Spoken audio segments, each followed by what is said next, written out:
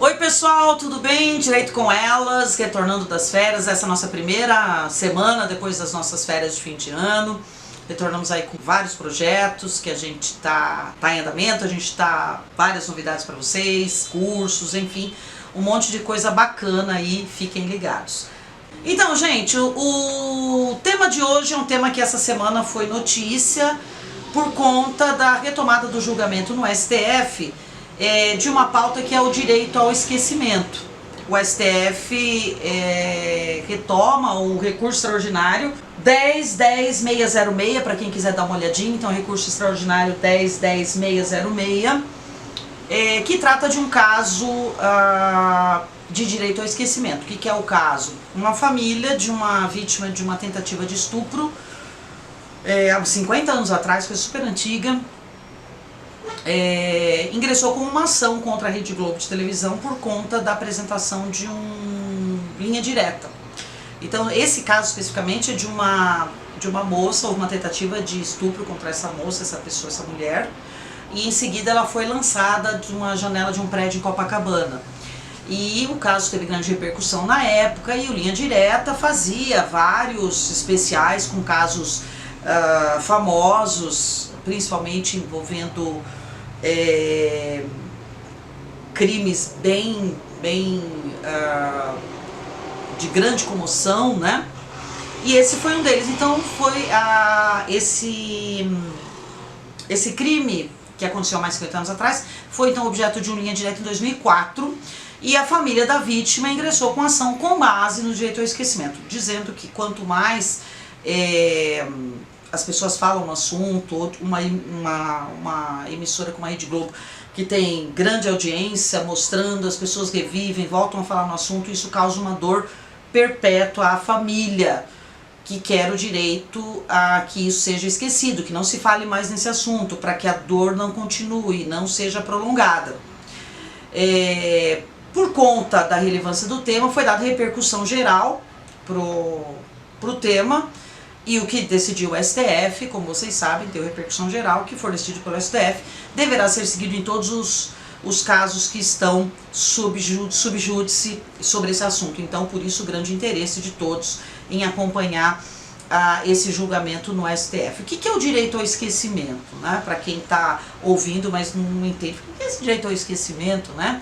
Direito ao esquecimento é o direito que uma pessoa tem de não permitir que um fato que tenha ocorrido há algum tempo, há um certo tempo atrás, não continue a ser divulgado, a ser publicado, a ser novamente comentado em grandes canais de comunicação, seja internet, seja televisão, ou seja lá como for, ou seja, que não volte a ser pauta de conhecimento e de conversas gerais, que aquele assunto não volte a ser comentado. Isso porque vai gerar para a pessoa que está sendo vítima, vamos chamar assim, né, do tema novamente ser comentado e ser falado, para que essa pessoa não sofra danos morais, para que ela não volte a sofrer o que ela sofreu no passado.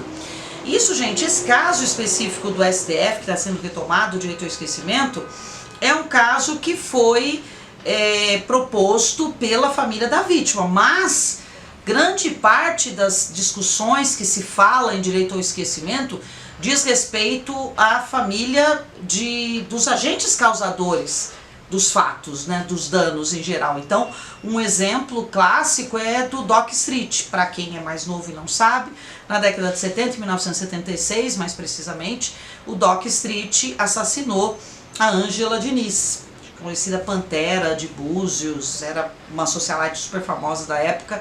E no momento quando ocorreu isso, inclusive o julgamento foi baseado em legítima defesa da honra. Foi a partir desse caso que começou-se a se falar muito que não tinha mais cabimento no homem que matasse a mulher, querer discutir a questão e falar que houve defesa da honra, e a coisa começou a cair muito a partir desse caso. E o Dock Street foi um desses casos. E novamente uma emissora muito famosa, uma grande emissora de TV, a Rede Globo de televisão, isso a gente pode falar porque o fato realmente ocorreu, eles apresentaram um especial sobre a morte da Ângela Diniz. Quando isso foi anunciado, o Doc Street entrou com uma tutela para pedir que o programa não fosse transmitido. E ele conseguiu, na primeira instância ele conseguiu, né, que fosse concedida a tutela, o liminar, e o programa não foi transmitido. A Globo recorreu e, em segunda instância, cassou-se a liminar e o programa foi transmitido. Mas essa foi uma questão, e depois ele quis também discutir novamente o assunto, dizendo que ele já tinha cumprido a pena dele, que isso não podia voltar a ser comentado, a ser falado, etc, etc, etc.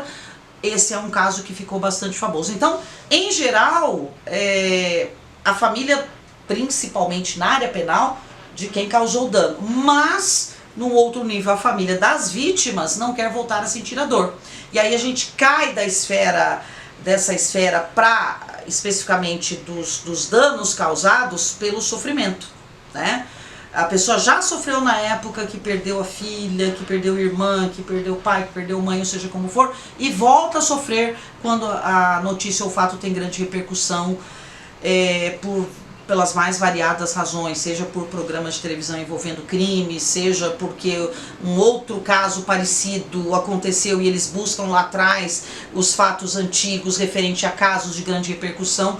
Então, por conta disso, é que se discute muito a questão do direito ao esquecimento. O que buscam as pessoas que ingressam com essas ações?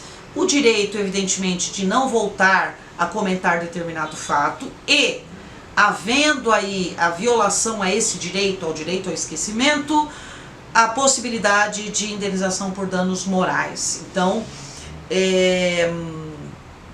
nós temos aí no direito ao esquecimento um grande problema, uma grande polêmica. Por quê? O direito ao esquecimento, já reconhecido também pela União Europeia e por outros países